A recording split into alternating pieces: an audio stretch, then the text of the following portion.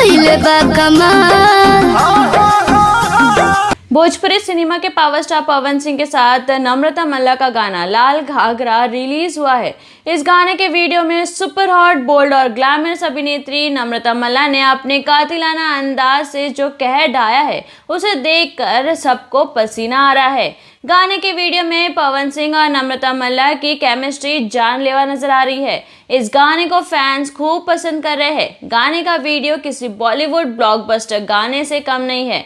इस गाने के वीडियो ने रिलीज के बाद से ही खूब बवाल मचाया है।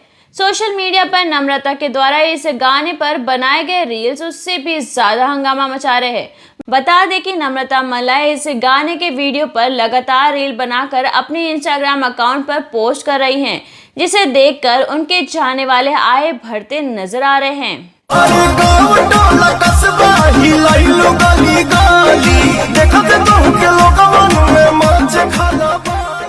कइले बा कमाल हमर लाल घाघरा। पवन सिंह और नम्रता मल्ला के सुपर हिट गाने लाल घाघरा की बात करें तो इसमें पवन सिंह और नम्रता की सुपर हॉट केमिस्ट्री देखकर आपको भी पसीना आ जाएगा।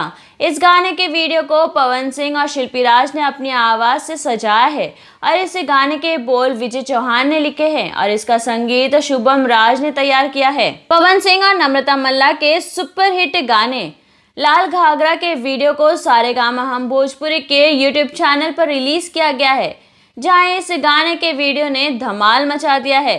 इस वीडियो को रिलीज के बाद द मिलियन क्लब में शामिल हो गया है।